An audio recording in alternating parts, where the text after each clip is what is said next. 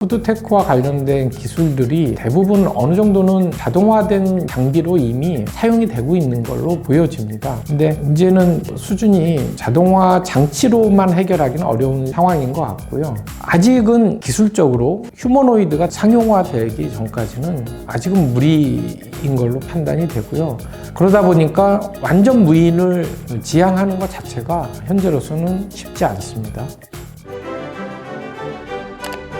요즘은 고속도로 휴게소나 이런 데 가보시면 휴게소에 설치된 무인 카페 로봇 많이 보실 겁니다. 근데 그런 로봇들은 커피 한 잔을 뽑기 위해서 너무 많은 시간을 투입할 수밖에 없고 판매할 수 있는 음료도 아주 제한적입니다.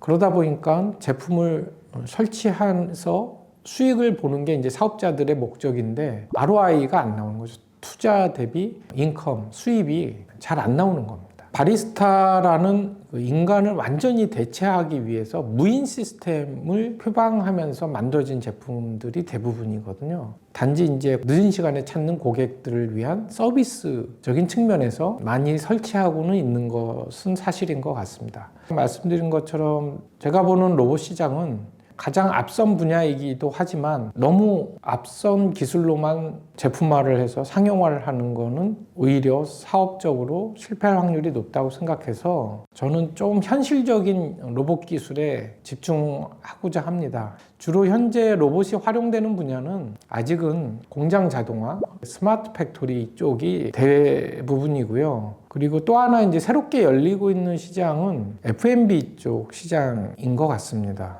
이쪽 시장은 별도로 로봇만이 아니라 다른 자동화 관련된 회사에서도 많이 새로운 제품을 만들려고 노력하고 있는데, 그래서 별도로 이제 푸드테크라고도 분리해서 얘기를 하곤 합니다. 그래서 푸드테크에는 뭐 로봇만이 아니라 다양한 이제 자동화 기술이 접목이 된 시장이고요.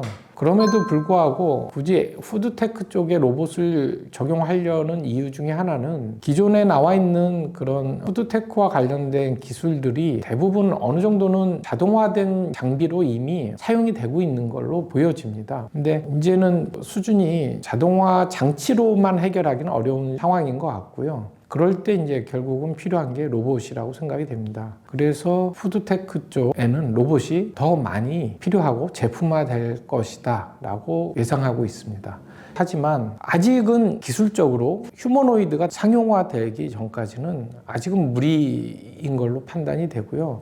그러다 보니까 완전 무인을 지향하는 것 자체가 현재로서는 쉽지 않습니다. 비용도 많이 들 뿐더러 아무리 많은 비용을 투입해도 완전 자동화가 쉽지 않습니다. 예를 들어서 로봇은 배터리가 없으면 정지하게 됩니다. 현재 기술로 나와 있는 배터리 기술은 길어야 3시간, 뭐 요즘 최근에 나온 기술도 한 4시간 정도밖에 사용할 수가 없거든요.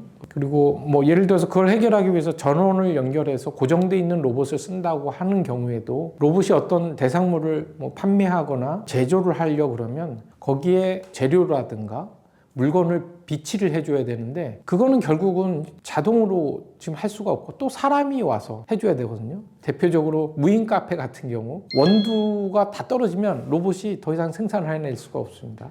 보통 그라인더에 들어갈 수 있는 원두의 양은 제한적이고요. 그리고 컵이 있습니다. 또 여기에 자동 디스펜서 같은 걸 장치를 달게 되는데 거기에 들어갈 수 있는 디스펜서의 양도 제한적입니다. 결국은 몇 시간마다 한 번씩 와서 사람이 충전을 해줘야 되는 문제가 생기거든요.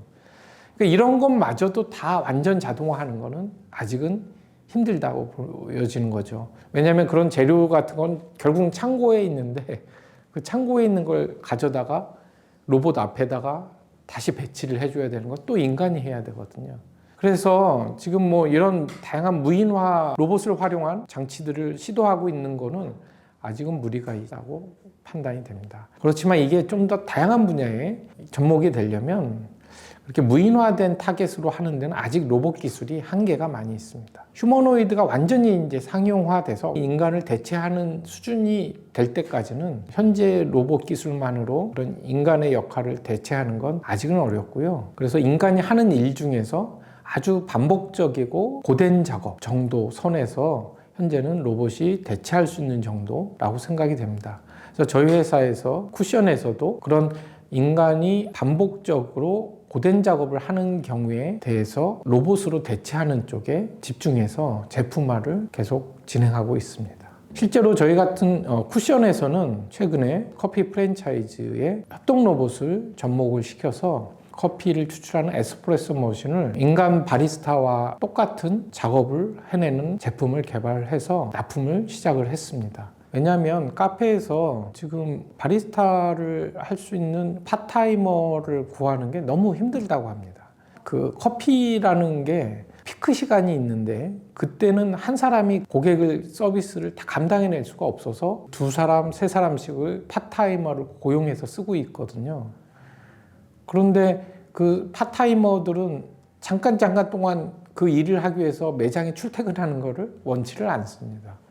조금 더 꾸준하게 일을 하길 원하고 더 많은 보수를 받길 원하기 때문에 그래서 그 문제를 해결하기 위한 아주 그 적합한 솔루션이 저는 바리스타 로봇이라고 생각이 되고, 그래서 혹시 로봇에 관심이 많으셔서 지금 사업을 하시는 곳에 로봇을 도입하고자 하시는 분들이 계시다면 현재로서는 완전 무인화는 오히려 구현하기가 쉽지 않다. 그리고 잘못 투자하면 투자비만 낭비할 수가 있다 라는 것을 염두에 두시고 로봇을 어떻게 활용하실지 생각해 보시는 걸 강조하고 싶습니다. 이런 현상은 한국에서만 일어나고 있는 현상은 당연히 아니겠죠. 미국만이 아니라 유럽에 있는 선진국들이라든가 동양에 있는 나라들, 그런 선진국 위주로 해서 이런 제품에 대한 수요는 앞으로 계속 꾸준하게 늘어날 것으로 예상이 되고요. 거기에 맞춰서 저희도 향후에 미국, 유럽, 그리고 호주 이런 쪽으로 계속 시장을 확장해 가려고 계획하고 있습니다. 아무쪼록 저희 제품이 이제 바리스타 로봇으로 이제 푸드텍 쪽에 로봇으로 이제 본격적으로 진출하게 됐는데 끊임없는 관심으로 지켜봐 주셨으면 고맙겠고요. 앞으로도 많은 응원 부탁드리겠습니다. 예, 오늘 말씀은 이것으로 마치겠습니다. 감사합니다.